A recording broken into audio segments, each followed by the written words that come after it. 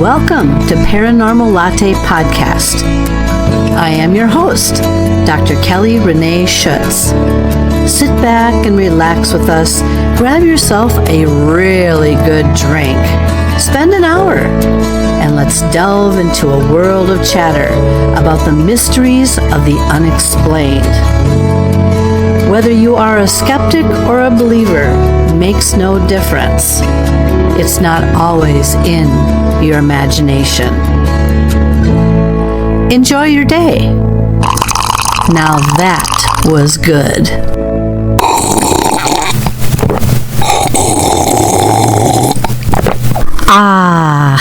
Now that was good.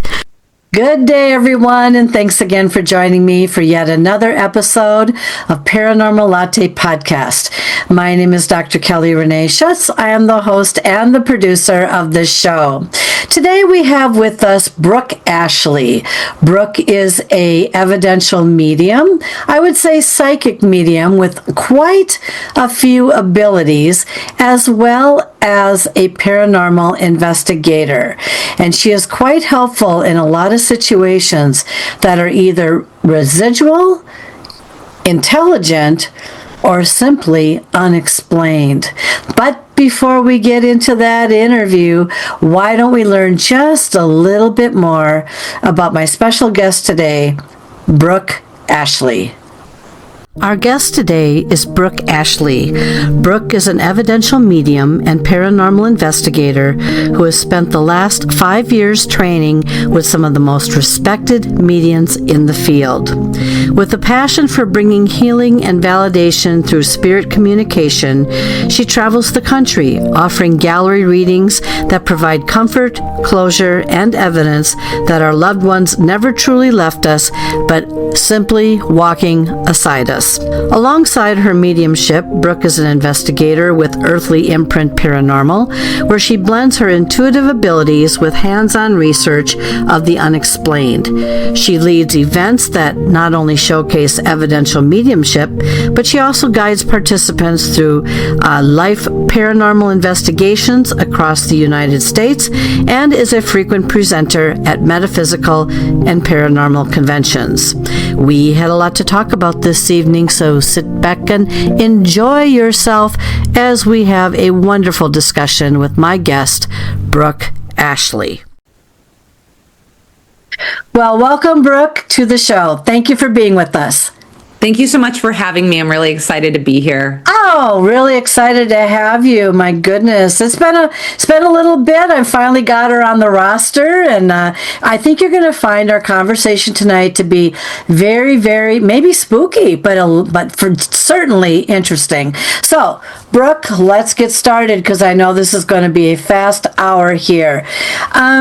I want you to just kind of brief people a little bit. We had a little bit in the introduction here about you, but why don't you just tell people a little bit about yourself, anything you want, basically, and then we'll move it in from there.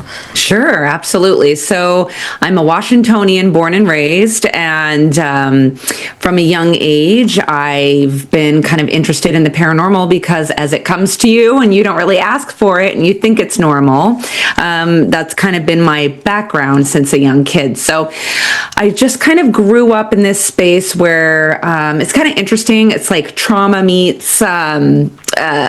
psychic abilities. So I was adopted at the age of 4, and me and my sister both kind of have abilities, and we grew up together kind of trying to navigate that as a team as we got older. Mm-hmm.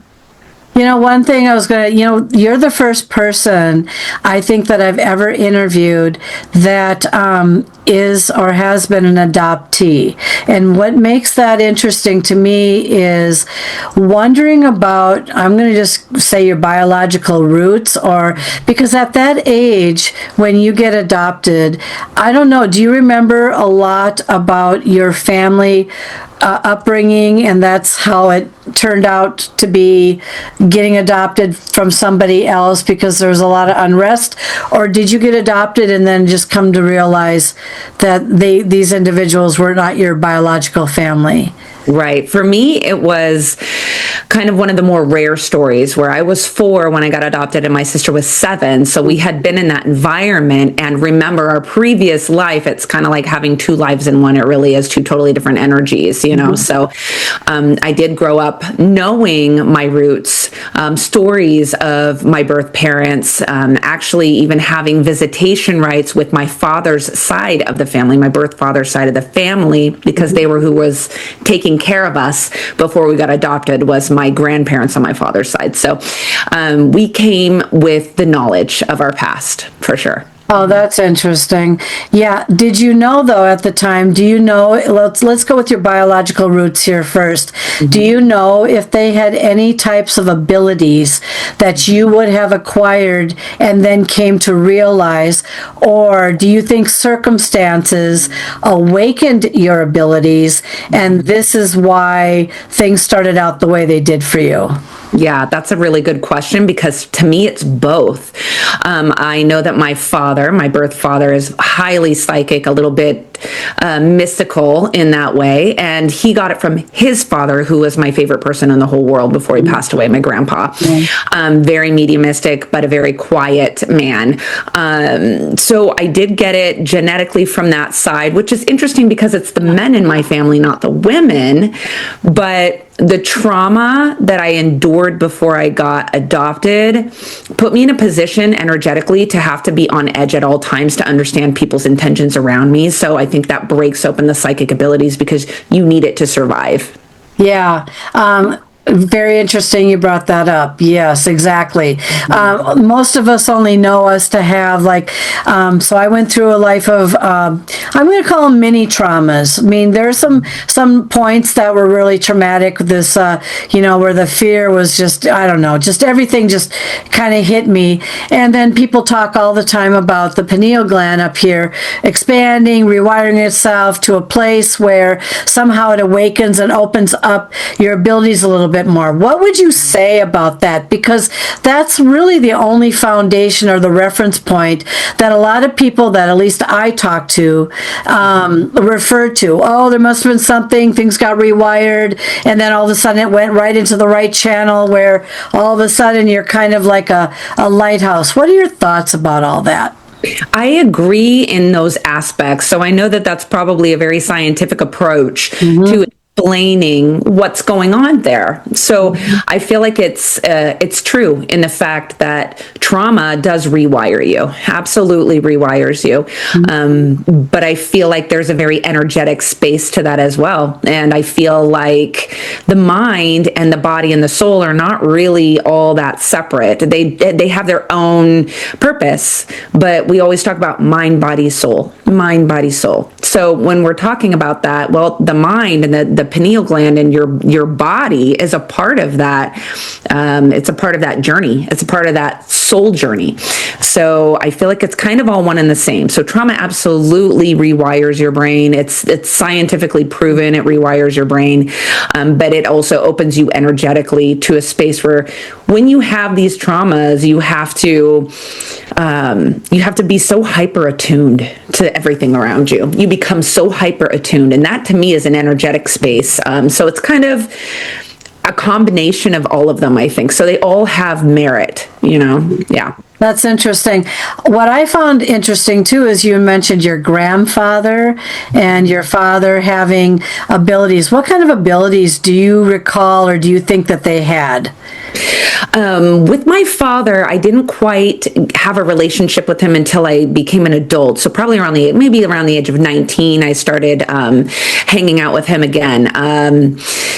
He would get together with me and we would go, when I turned 21, go have a drink or something. He's a Harley rider. He's a giant kid at heart. He's never going to grow up, So we would go have a drink and hang out as friends, because we built a friendship. And he would say things to me that he shouldn't know. And then he would get a smile on his face. And I would be like, you, right? And my adoptive mother, who's very open. Luckily, she's kind of like a little mini hippie on the inside. She's a little free range parent, my adoptive mom. And she always talked to me about my grandfather because she knew him well, because he's one of the people she adopted me and my sister from him and his wife. and would talk about, when we would talk about psychic abilities or we would talk about mystical things, she would always put her 2 cents in that she really thought it was coming from Roy, my grandfather, because he really gave that energetic to her, and he kind of seemed to have be attuned to a lot of things going on around him, and without really needing to say much. So a lot of that I feel came from my adoptive mom talking about my grandfather, and then I saw it in my dad. So I was like, that has to be it.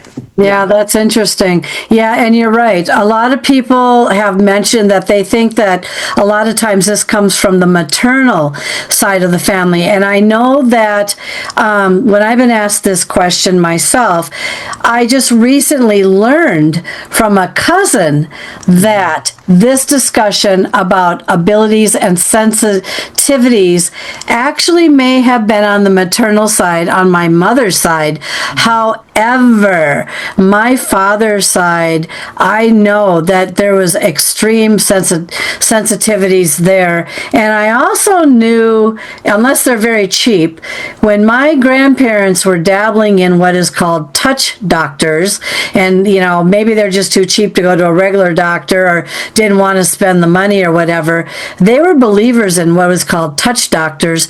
And it's kind of like, I don't think a lot of people in my family, I come from a big family, really knew that or really understood that. And as time went on, I'm like, I really wonder where all this came from. And unless, again, it had something to do with just being really tight and cheap and not wanting to spend the money for, conventional medicine or however you want to refer to it as. So, it's not every day you meet somebody who says, my grandfather had some type of abilities. Then you wonder where he got it from. Did you ever find out anything about that? No, unfortunately, my grandpa was a very quiet man. We didn't know much about him. It was more of it was weird. It was more of like an energetic relationship between me and my grandpa. I could feel the love, but I just don't even remember him speaking, which is odd. It's like, why can't I remember him talking or his voice? And I feel like, I kind of just energetically feel or intuitively feel like it must have come from his mother, because I feel very close to her too. And I never met her. Mm-hmm. Nobody did really, I don't think, because she died when my grandpa was 19, I think. Wow. Mm-hmm. So, but I just feel energetically drawn to her. Mm-hmm. She was a Titus. So if you've ever heard of Titusville in Pennsylvania, that's my great grandma.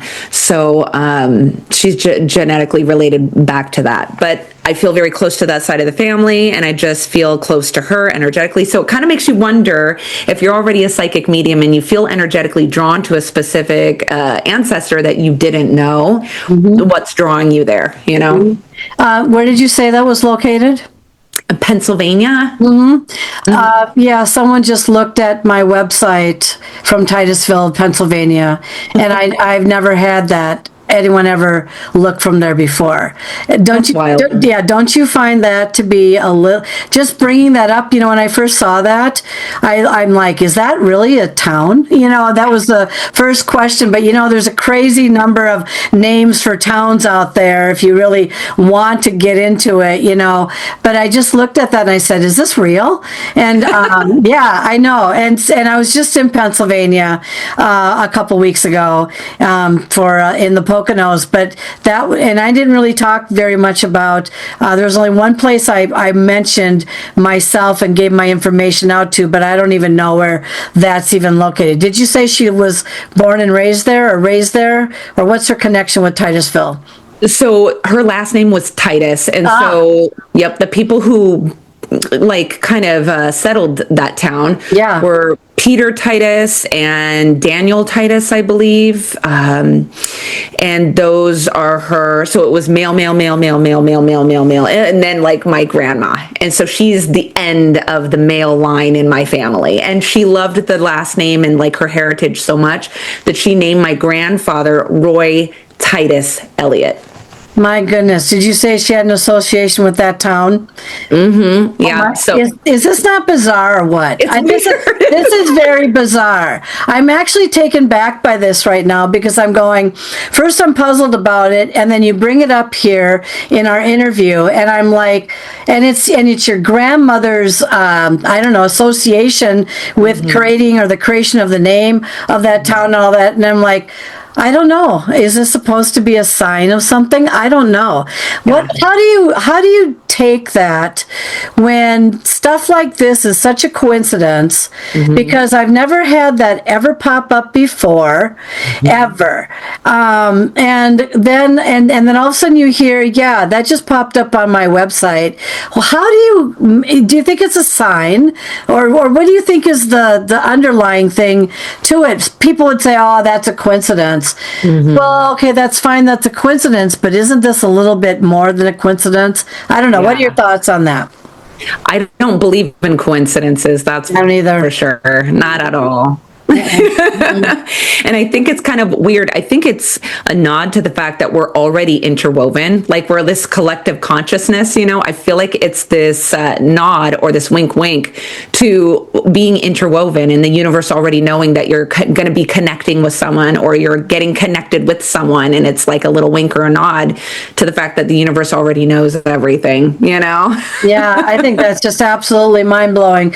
If I'm I'll look it up on my website, and I will click on it, and I will screenshot it for you, just so you can see when that happened. That didn't happen too long ago, so that's very fascinating. All right, so what age were you when you started recognizing that you had like, I know you said that your dad once in a while, would get with you and wink wink, nod nod, but there had to be a point where you yourself said wink wink, nod nod to yourself, like something was kind of going on. When do you think that happened, and what happened?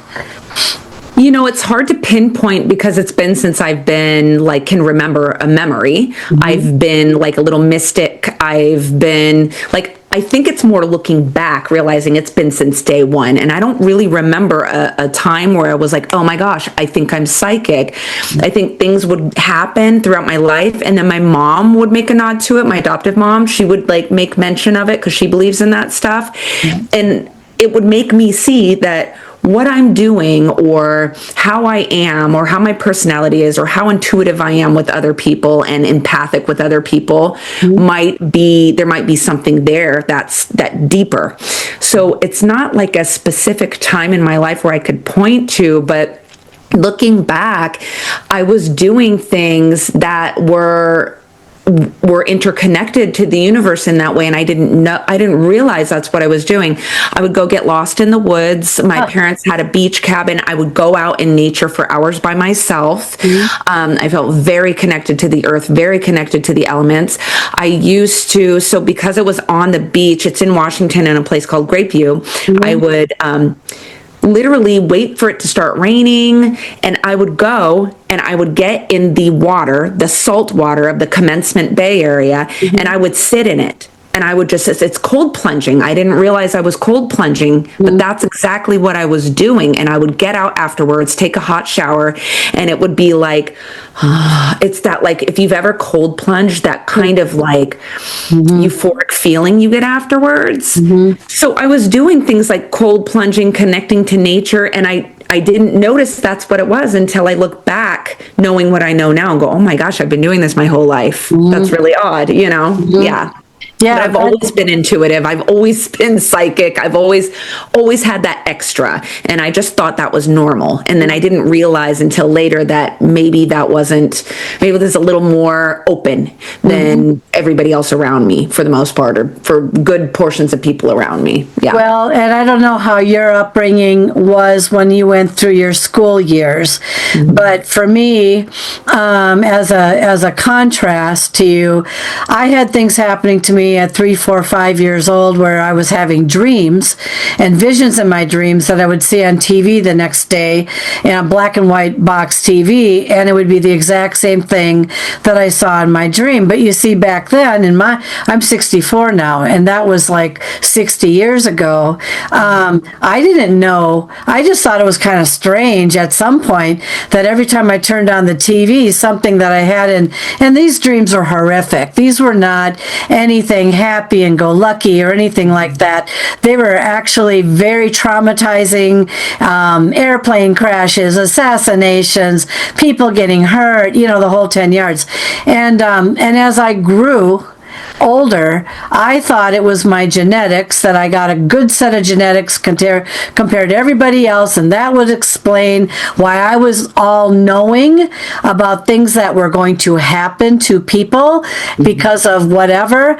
And then people would look at me like I was half nuts, and then all of a sudden I'd just be quiet, but the stuff would keep happening. And I don't know. I mean, this whole thing about having abilities and psychic abilities and connecting with things and all that stuff, it was just kind of like a jiggy-joggy evolvement for me. How was it like for you going through school? Because, for me, I don't know where you grew up, but, where I grew up, we had cliques. We had this and that and all that kind of thing. So you're reacting and you're feeling and you're sensing and you're whatever. What was it like for you growing up, and did you ever sense things happening to the people around you that may have taken you by surprise or something else? How do you respond to that?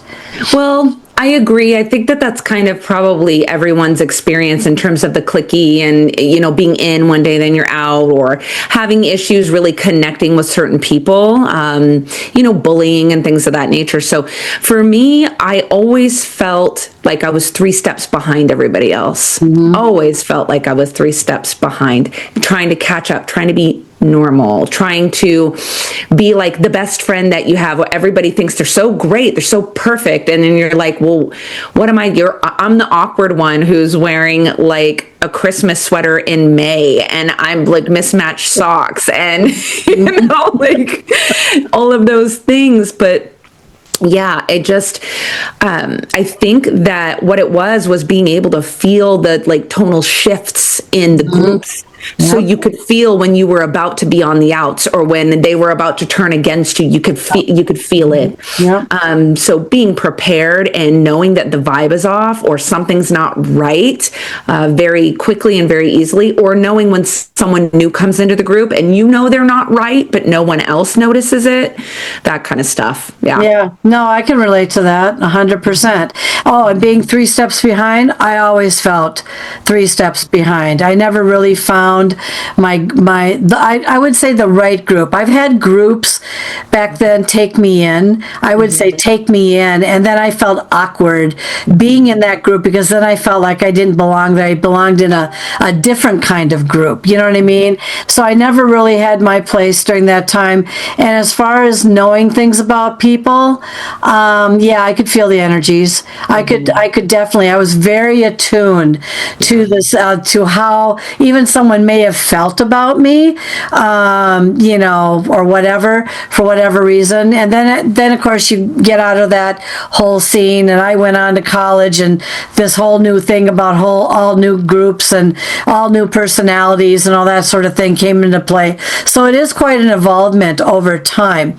So what would you say is your strongest clair, and talk a little bit about that? Yeah. It's so interesting when you're doing mediumship.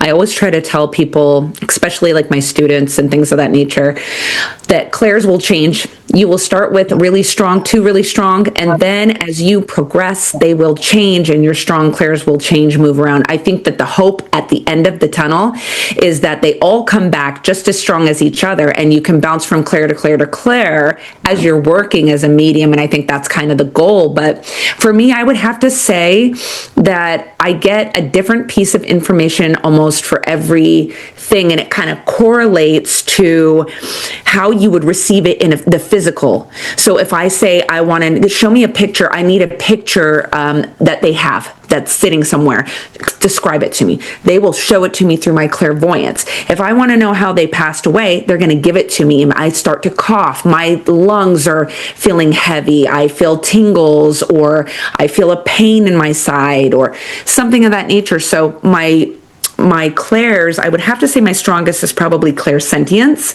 and clairvoyance, because I get physical sensations as if it's mine, like it's actually physically happening to me, which gives me a really good indicator of what is going on with the person and what they would like to talk about. Because when I work, everybody kind of has their way that they move into a reading. For me, it's, I want to know who you are. Are you mom, dad, brother, sister, friend? Who are you?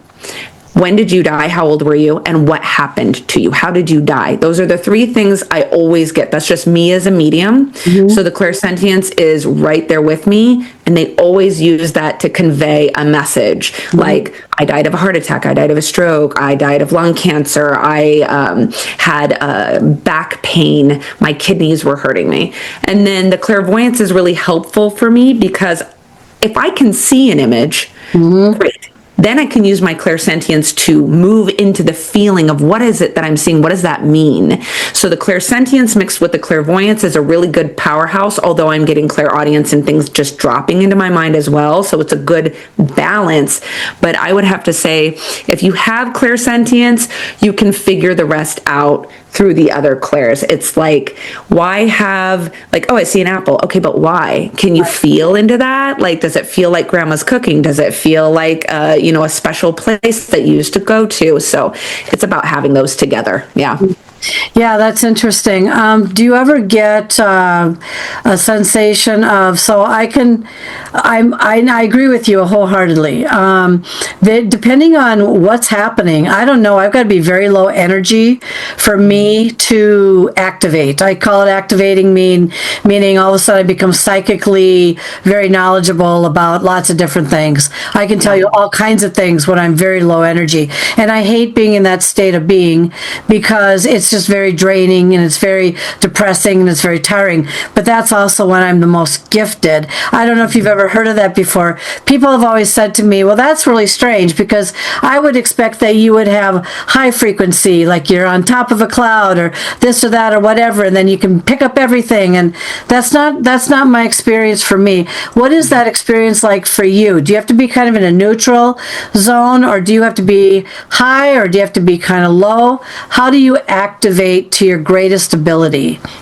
I tend to be the medium that's in the off position at all times. I'm lucky that way. Not everybody is like that. As a matter of fact, a lot of mediums that I talk to tend to, at the beginning of their journey, had to learn how to stop that from going on, being bothered all the time or getting information all the time. I'm the total opposite.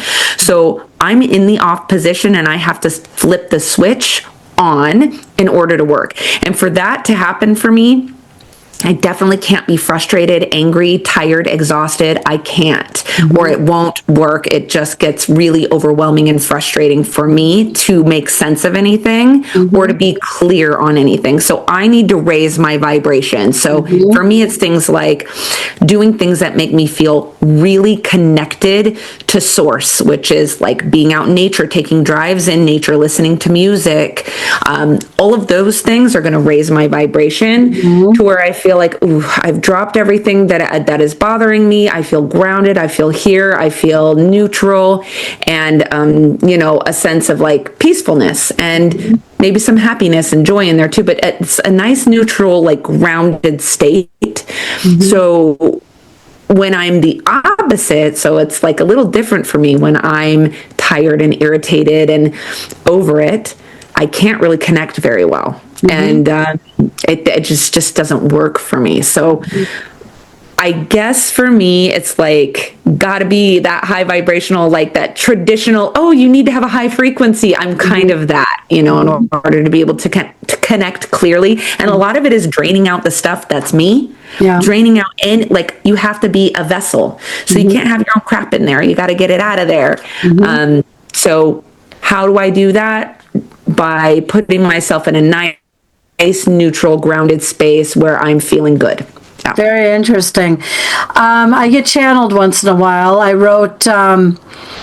was at my office one night, and something came to me and said, you need to write a whodunit murder mystery book. Now, keep in mind that I have never read one in my entire life. I'm not interested in writing that sort of thing. And something just absolutely insisted that I write not just one, but I ended up writing 2 whodunit murder mystery books. But I was channeled. So I'm going to ask you about, people are like, well, what does channeling mean? What are you talking about? I'm talking about when I am being fed the information, the ideas, the delivery of the story, the twists, the turns, and going, oh, okay, I'll take that out, and yeah, that's a better idea. And it's just, I don't know. Some people would say, no, that's your higher intuition, that's all knowing or whatever. It's like, I don't know. I've never been interested in that, but I've got two books on Amazon. I sell them at conferences once in a while. Have you ever been channeled? And what does that sound like to you? Because mine's not male or female. It's just kind of a voice that guides me in a trance-like state, and I just do as I'm being told. Does that sound familiar to you at all?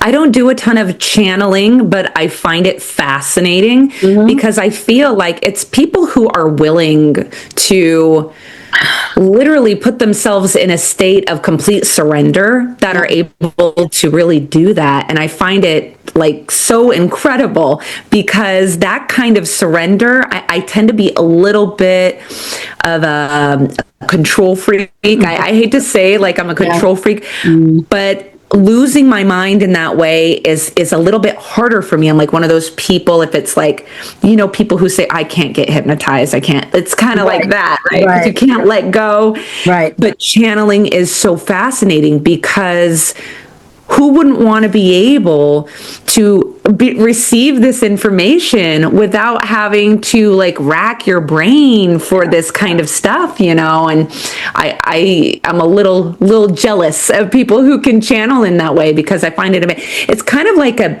offshoot of like automatic writing would be like channeling. And I can do automatic writing in certain situations and scenarios. So if I feel like I'm being blocked, I'm not getting the information, I will sit down with a pen and paper and I will just start to write. And then phrases will come out, things of that nature. But to channel a whole book, that's amazing to me. That's another level. 2 of them, too. It's like when I was done with the first one, I said, I don't ever want to see and write another whodunit book ever in my life. Next thing you know, it's like, I think you need to have one more to call it your series. I'm like, I don't need a series. I just want it over with. And so, yeah, I've got 2 of them out there. They're actually pretty good. I would say they're pretty good if you're a very easy read for a young person to whoever. And all that sort of thing, with some quirky intermission, cartoony kind of things that I throw in there to show my sense or not sense of humor. But the thing is someday if I ever meet you, we're going to go somewhere, and this will be a very interesting experiment, and I'll tell you why. Because I win a lot of jackpots at casinos where I have to pay the IRS, and I just recently won another one. And and I could have walked out of this other situation with another one, but I decided to hand it all back that night because I usually win very quickly and within the first, 20 minutes. And when you drive a long way to a casino to do this, you don't want to say, oh God, now I won, I can turn around and go home. I don't know. But I think it would be a very interesting study to have 2 people that seem to be kind of knowing, and I get channeled every time I go into a casino. I go into a trance-like state of being. I just say, guide me to the winning machine, and I hear go front, go left, go right, sit down. Sometimes I stand there and argue with myself, and I'm sure people think I'm a real crackpot, like, what's she doing? She's talking to herself. It's like, yeah, put me in a straitjacket and just get me out of here, and then I sit down, and within 20 minutes, bim, bam, boom, win. And so, but I think that, that would be very, very interesting if someday you and I could channel our way through a casino and see what kinds of thoughts we are. People have told me, and I just don't know how I do it, that I seem to have some kind of an influence on electronics. I don't really understand that very well because I have seen it though. I used to, elevator doors would be the first thing that I could say that I started to go, this is not a coincidence anymore. These babies just open up from the minute I approach them. It's too coincidental for that to happen. And there's just all kinds of things like that. What are your thoughts about that? Where do you think it's coming from? I don't think I was electrocuted when I was young, but I don't know. I don't know what to say about that. Any thoughts? Yeah, absolutely. I feel like that PK energy is that's real, man. That PK energy that some people have this tendency to project energetically in such a way that's it's just tangible. It's, that psychokinetic energy that gets projected, and some people are great at it, and they're not even trying to do it. They're not even aware. Yeah, it's such a deep projection of that thick energy. My sister is that way as well, and she's not even trying to do it. It just bleeds off of her. Yes. And yeah, that's fascinating to me. PK energy is so fascinating to me, the way that it can manifest and the things that it's capable of. And it's really like the person, and it's like that separation of mind and your own energy, and the separation of knowing how powerful you actually are and not really being connected to that, but it's still happening, Yeah, when I was younger, and I went to a good psychic, someone that I came to. My very first psychic, though, ended up in jail. I should preface that. Yeah, sorry, everybody. Not only on TV, but in jail. Okay, that was my first real experience with the psychic. And then I got a little bit more picky from there. All right, so the second psychic that I went to, that was actually pretty good. She told me, I didn't know what she was talking about at the age of 24. She's like, you have a very powerful mind or brain. You need to be careful how you use it. And I absolutely did not know what she was talking about. I really did. It's like, nothing happens when I can't lift that up. I can't do this. What are you talking about? And then as time went on, I don't know what it was. I don't know if it was a manifestation of internal anger or whatever I was bottling up or targeting or whatever. Some things had happened that I don't even speak of to this day, that I can honestly say I had a hand in it and I didn't mean to. And it's like there's going to be a lot of forgiving to God but I just didn't know. And then people would say that to me too. There's many things. I've had over 100 experiences. I've had many things move. I've had many things happen. And then people are in the debate. How do you know if you're doing it? How do you know if there's something around you, an apparition or something watching you, studying you, and doing it? What are your thoughts? How can you differentiate between a PK experience, which means you're doing it yourself because of your energies within your body or peeling off of you and creating these situations, versus an apparition or a presence that you have around you? Have you ever figured out how to differentiate that? I feel like a good way to do it, or just a way to kind of test the waters, would to be like when you watch people who come into a space and say they're paranormal investigating, or they're trying to get to the bottom of something, and they are being told that all this stuff is happening around the house, things of that nature. Yeah. So the person leaves, so the paranormal investigators can like start to investigate, and nothing's happening. Yeah. Nothing's happening. It's just quiet, nothing. And then they bring that person back in and things start to happen. That's going to be a good indicator that it's probably coming from the person. Because if it's only happening when that person is in the space, it makes you kind of question, because if it's an apparition or some sort of spirit that is separated from the person, you should expect to see that kind of stuff going on without that person in the space. Mm-hmm. So I think doing a little bit of experimental work in that, say, okay, with them gone, what is it like? With them back, what is it like? Let's go again, see if it's quiet again. And it's just a little bit of experimental, and that can kind of cut out some of the questions about what is it, something in the space, or is it the person? Mm-hmm. Yeah, I know a lot of people would say, well, it didn't happen because it doesn't like you, or it's not going to react to you, but it likes the other person, so it'll throw a bone out there just to let you know. It is kind of confusing. So I'm going to bring up a situation just because I think it's fitting right now, and I think it's interesting, something that happened to me actually last night. And I'm gonna throw this at you, and I don't know if, as I tell the story, if you're able to pick up a read on it or whatever, but here we go. So by the time this airs, I will have been okay.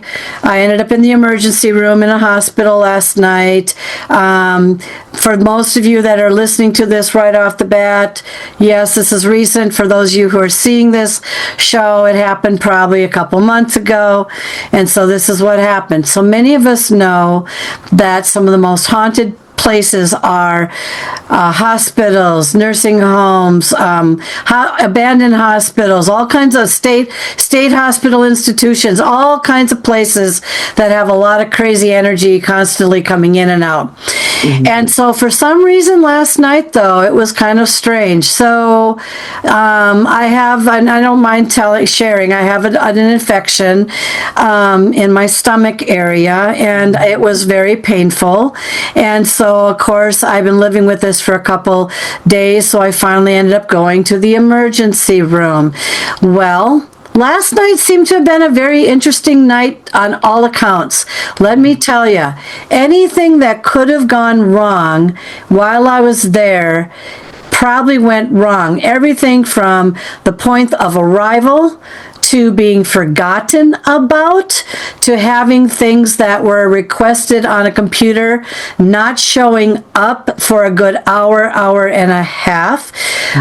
Everything from just their processes to the final moment of getting all of this figured out as to what was wrong with me. Leaving, but here's the interesting part. I had to use the restroom for a moment. My husband and I were leaving, and we walked by this closet, and it was a closet, not a room or anything. And you know, on TV, when you see the door start to jiggle like this, like something's in there wanting to get out of it, it stopped me in my tracks, and I started to stare at this closet that sounded like something was trying to get my attention, or something was trying to get out of there, and I wasn't going to go open up the closet, trust me, okay? Yeah. But between the nurse saying, what's going on here, being forgotten, having that experience, and all these crazy things happening, one person might say, what's the moon phase like? Another one might say, are we in retrograde? Another one might say, that was just an odd coincidence. Maybe there's a pipe in there that causes the door to jiggle. No, I don't think so.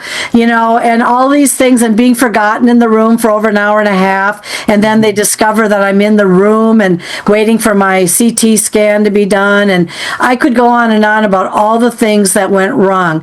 So here's a question for you regarding what happened last night. So, have you ever investigated, Brooke, any kind of I don't know, I can't really say a hospital that's in motion, maybe, or a regular hospital that's abandoned or anything like that? And what would cause something to want to hang around a hospital, for God's sakes, but most importantly, cause these chain of events. Some people would say, oh, that was just sloppy work. No, not all of it was sloppy work. I don't know. What are your thoughts about that? Are you picking up a feel of what just happened here? I don't know. Yeah, when we're talking about, well, it's funny you said, because I know that you had said you had an infection, but you didn't say, and I wrote down headaches, upper rib pain. Yeah. So I was like writing it down, and then you said stomach. I was like, oh, interesting. But I think that people, it goes kind of back to that PK energy thing. So I'm going to kind of express something that I believe here. So when we have the PK energy and it's like filling the space. So we're talking about people who are in a space every single day coming through there who are in pain. They are, maybe they're on something, right? Yeah. And they come in and they're putting this energy of franticness, of confusion, of pain into the space.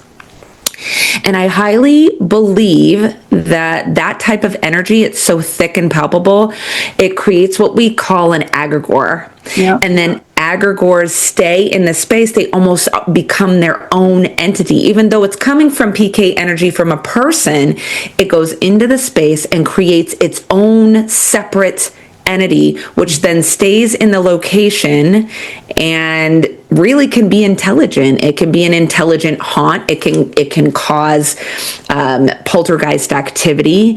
I don't always think that poltergeist activity is coming just from someone with PK energy. I feel like poltergeist activity can also come from an egregore, because that egregore was created by PK energy from somebody who then left the building or facility.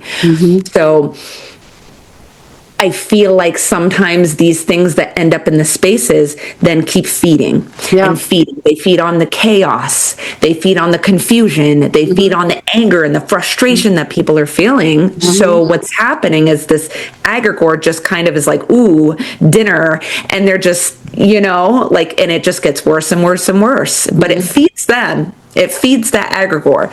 So that could have been what was going on. And the frustration that was being caused by everything that was going on and your PK energy on top of it was feeding it so much that it could manifest into a space where it's like shaking the door. It was. Yeah, the door was creepy. It's like something you see on TV, or when people are like, look at this doorknob. It's shaking like something's trying to either get in or whatever. That's exactly what was. There was nobody in the hallway.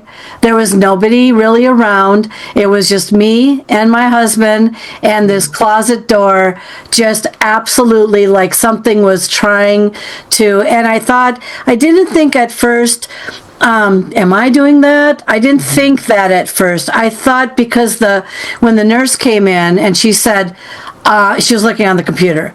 She goes, oh, this is really weird. And of course they can't say what's weird, but she did kind of express it after the fact. She said, what's weird is that these notes were put in an hour ago and they just came to me now. It says, and it's like, this is weird. And I knew I wasn't going to tell her what I did for a living. I wasn't going to go there. I just sat back and I thought, yeah, isn't this weird? I sat in this room unnecessarily for an hour and a half, waiting to get my CT scan done. And then all these things are just going awry.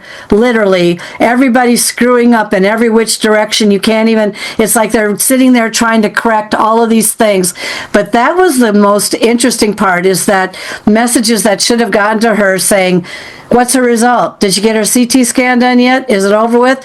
It just flooded all of a sudden at her. And that door shaking was the icing on the cake, because I know that was not a pipe. I know there was nothing behind there. It was just a closet, and I was just sitting there rattling. Very interesting. You've been on many investigations. Have you ever seen a door rattle like I described before? And what do you think about that? I personally haven't seen anything door-wise while I'm doing a paranormal investigation, but I will tell you, growing up, I lived in the most haunted locations of life, and there was a lot of door stuff in my home growing up. So opening and slamming of like those fully solid spring back doors, things of that nature. So I've experienced it.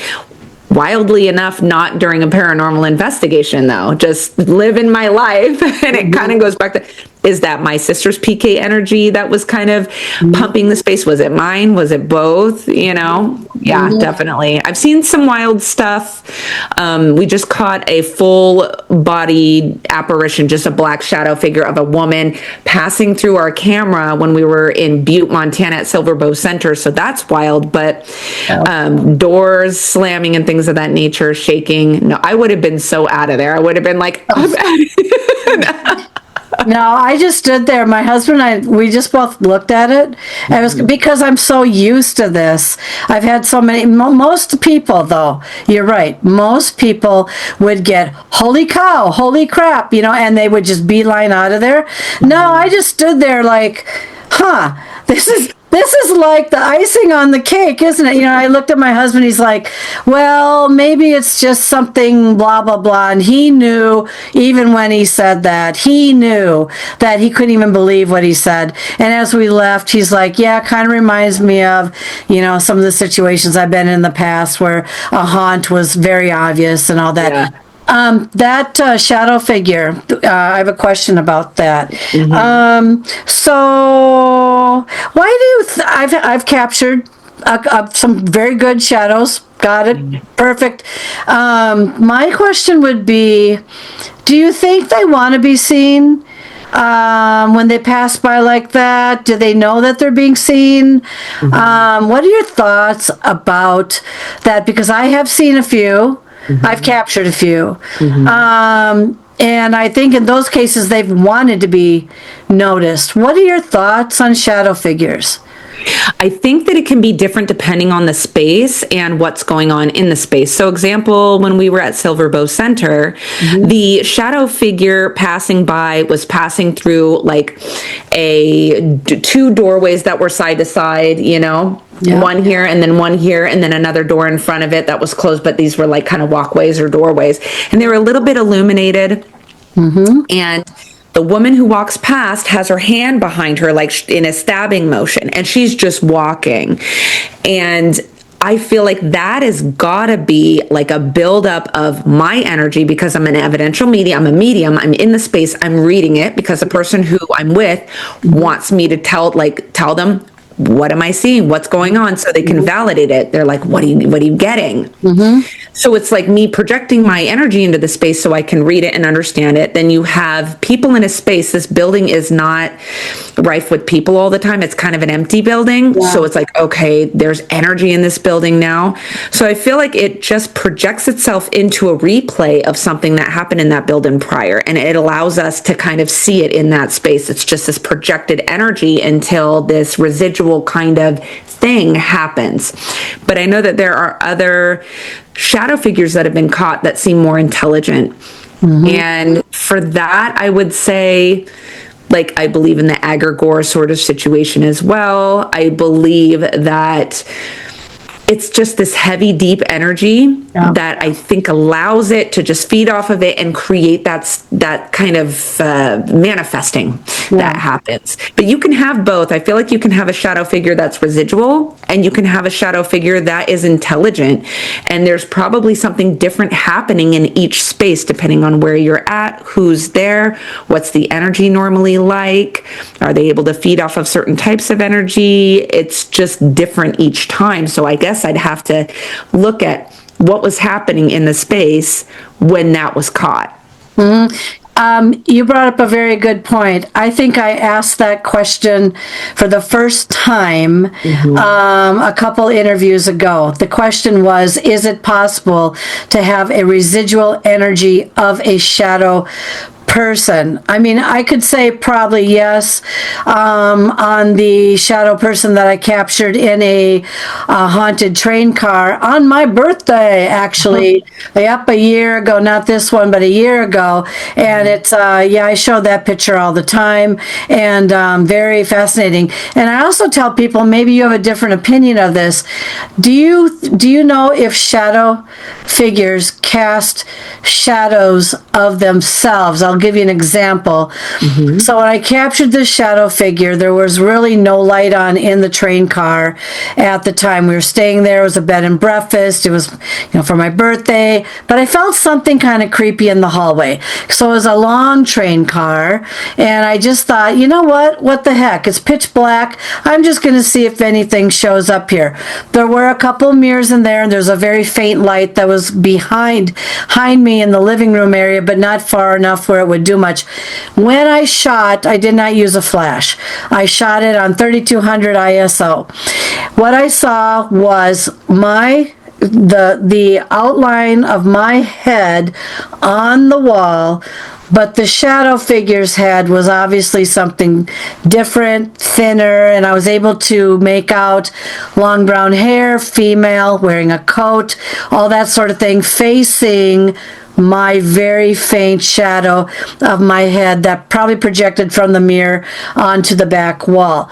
So the thing is that I've been telling people, unless I'm wrong, that shadow figures don't project shadows of themselves. Am I wrong on that, or am I right on that? What are your thoughts on that? Well, I'll never be the one to tell you that I know all of the answers. So I'll be the first one to say, I can't say for certain. I can tell you my experience. And my experience is that shadow figures tend to not leave their own shadow, which is usually helpful and a good indicator that it is a shadow figure and not a person that you accidentally caught. It's not my experience that they leave a shadow. The one we saw should have. What we're going to do here is let's tell everybody a little bit about how they can reach out to you and get a hold of you and stuff. So why don't we start with, let's start with just the general of reaching out to you if they want to either ask a question or try and get a reading from you. Let's start with that. Absolutely. So getting a hold of me, messaging me is probably best to find me on my Facebook account, which is Mediumship with Brooke Ashley. And Brooke Ashley has a dash in between. So Facebook Mediumship with Brooke Ashley. You can always send me a message if you have a question, you just want to kind of pick my brain. That's a great place to get a hold of me. If you would like to book a reading with me, then you could do that on my website, which is mediumbrookeashley.com, no spaces. So just mediumbrookeashley.com. That's my website. And that's where you can find bookings for mediumship readings. You can also find events that I will be doing in person there and possibly get tickets for any events that I'm going to be at on my website. Also, any classes I'm teaching should also be on my website as well. Oh, that's really good. And then again, we're talking Facebook, Instagram. Did you say you're on TikTok? Can't remember. I am. So TikTok is going to be Earthly Imprint Paranormal. That's one of our biggest accounts. I do mediumship on there as well, but that's kind of for our paranormal team, which is Earthly Imprint Paranormal. And that would be the same name on every social media account. So Facebook, Instagram, and TikTok, you can find us at Earthly Imprint Paranormal. And then I think one of the other things we talked about briefly at the beginning, just before the show started, you have a series now, or is this just a single event series, The Whispers Beyond the Veil? Talk a little bit about that. Whispers Beyond the Veil is a fun thing that I've been able to incorporate to my YouTube channel, which is my podcast, Spectre and Spooks podcast on YouTube. That's where it's streamed through StreamYard. But I have dropped for October a Halloween series, which is really fun, really cool, really spooky mini stories. So it's just a series throughout October of mini stories to kind of get you in the mood for Halloween, spook ya. And I narrate those stories, so you can find Whispers Beyond the Veil on Spectre and Spooks podcast on YouTube. On YouTube, yep. Well, that I will make sure this all gets into the show notes. Really good stuff. Very interesting, very intriguing tonight. And again, we'll have to have you back just to see what you've been up to. And again, on behalf of the show and myself, thank you so very much for being with us today. Thank you so much for having me.